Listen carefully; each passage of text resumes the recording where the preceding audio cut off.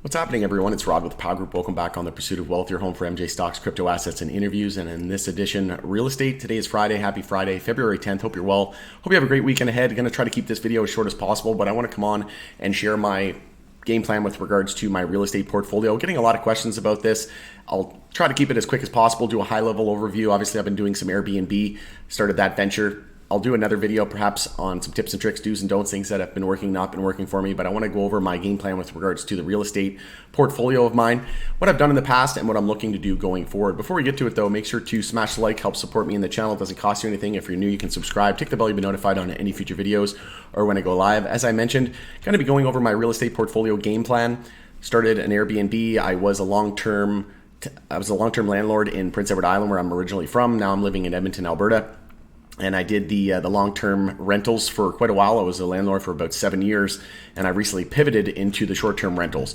And I think if anybody can relate, let me know in the comments below if you've ever done long-term rentals, but sometimes it can be a headache. Obviously, both have their pros and cons, but I do think that going the short-term rental and the Airbnb route, or VRBO, I'm using both platforms, have their advantages as well. Both have, like I said, pros and cons, but I think it is well worth it. And like I said, just going to try to give a high-level overview on what's worked for me and what I'm looking to do over the course of the next couple of months, well, few months and few years. I'm not sure exactly how long I'm going to be in the Airbnb game. I might branch off into other markets as well, but at the moment, just focusing on the Edmonton market. So I'm from Prince Edward Island originally. I had a duplex there. And I recently sold it. I recently sold two properties, that house and a duplex in Prince Edward Island.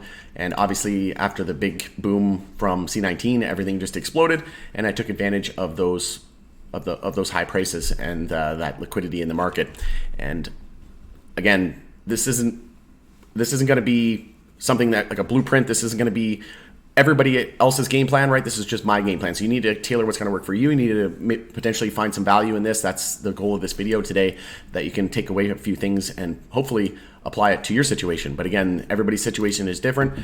My situation is drastically different as well. So you need to kind of figure out what you want to do. And like I said, hopefully this will help you determine whether or not you want to get into long-term rentals, short-term rentals. If Airbnb is for you, that's another topic for discussion as well.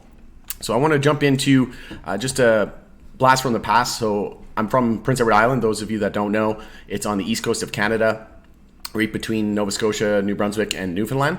And I'll just zoom in here. So in Charlottetown, I grew up in this part, on the western part of the island. And then I moved to Charlottetown, which is the capital. And I bought a house and a duplex just outside of the city. And it wasn't downtown or anything like that, but it was just outside of the city, about 5 minutes from uptown and downtown.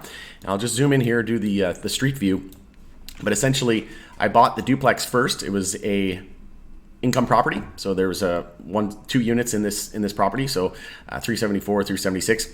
And then this house came for sale a couple of years later. I was over there fixing a furnace or something like that, or a stove, and I fixed the stove and I noticed that this was for sale. And I thought, well, instead of moving into the duplex, it'd be kind of cool to buy the house next door. So that's what I ended up doing. I bought the house next door, but I bought this duplex for under $200,000 about 8 years ago. And that was my first property. I bought it, but I got approved for the mortgage by myself. I didn't have any cosigner or anything like that. And then I even got the second house without any cosigner as well, and just worked really hard and was able to get that all on my own.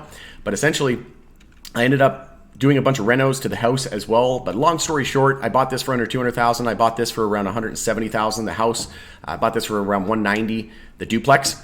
And then I did a bunch of work to the house. So the house had an unfinished basement. It was about semi-finished. And I added another room. And then I added an egress window as well. So I had somebody come in, cut a hole in the foundation. I thought about doing like another apartment or a basement suite in the bottom, but I was trying to basically add as much value as I could without putting in a ton of money. And the way that I thought was going to be the best was to just finish the basement and put another bedroom in there. So legally, you need to have an egress window. So I wanted to create another window and another room. So I put that window in there, so it was legally a 4-bedroom versus a 3 when I bought it. That added about $50,000 worth of value and only cost me about $10,000 to do it. So that was the best way to go, in my opinion. I ended up selling that house. I think it was for just over $300,000. And then I still had this property as well. Like I said, when I moved to Edmonton and I sold my house, I still had the income property, right? The duplex. And then I sold that, would have been summer of 2021. So it would have been, actually, when would that have been? It would have been it was about, not this summer, but last summer. So it would have been, summer of 2021. So I went home from Edmonton and I sold this property. It over doubled. So I sold it for over double of what I bought it for, just barely. It was like 110% over what I bought it for, right? So I bought it for just under 200,000. I sold it for just over 400,000, and I only owned it for about 8 years. Where do you know in planet Earth that that has happened in such a short period of time? And I did some renos to that as well. I finished the basement. There was, again, a semi-finished basement in the basement as well, so I did some renos to that. I did most of it all by myself, but I hired a friend to do some of the things that I couldn't do, but I did all the drywall, the painting, things that I could do, but he did all the framing and things like that for the wall. Just was able to really capitalize, and that's what really set me up. A lot of people were asking me, like, what's my story? Maybe I'll do another story of video and go over, what happened a lot before that, how I got to buying the house and what happened before that, what was my first job, things like that. Spoiler alert, I worked roasting potatoes. If you don't know what that is, you can Google it, but maybe I'll do a story video separately.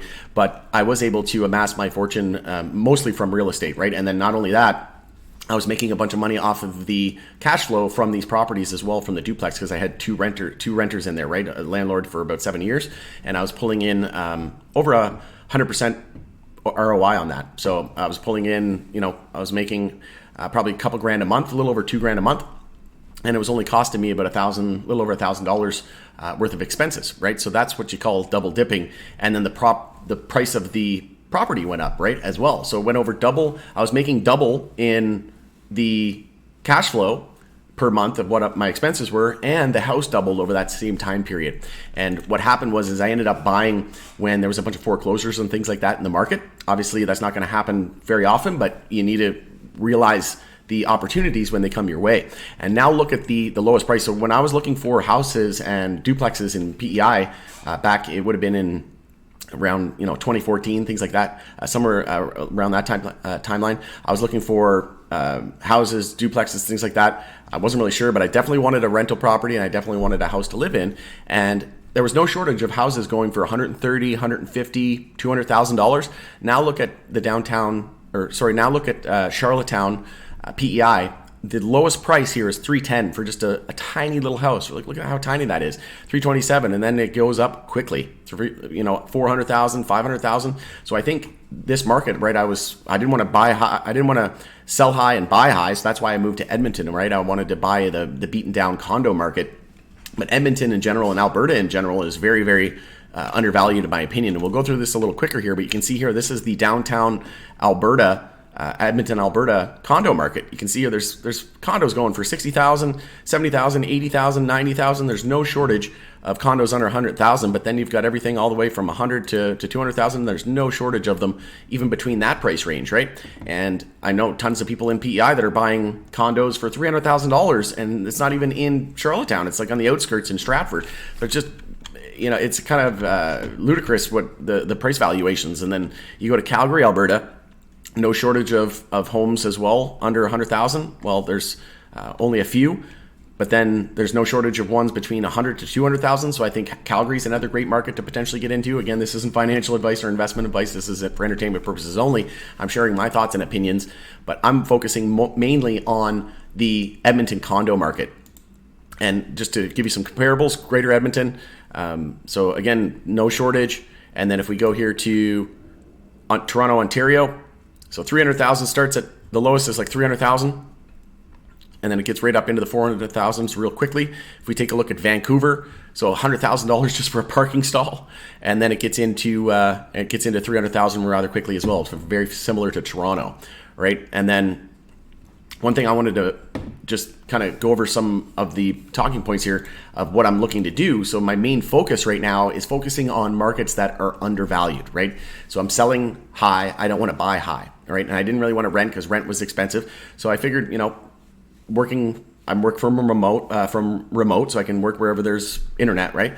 So I decided to move to Edmonton and focus on cash flow and ROI. So Airbnb was a great way for me to focus on that because, like I said, the cost of my Airbnb is a little over $1,000 for all expenses, and I could easily make $2,000-$3,000 in 1 month, right? That's some great ROI, right? I'm making 2 to 3 times the amount of my expenses, right? So that's great ROI. Plus, hopefully over the next 5 to 10 years, the property is going to go up as well, and it might even double, just like PEI. So that's called double dipping. Not only are you making 2 to 3 fold on your cash flow versus your expenses, you're bringing in 2 to 3 times the amount of income versus your expenses. The price of the home or the condo is going up, right? So you're double dipping. You're benefiting off the appreciation of the home, and then you're also pulling in decent cash flow, right?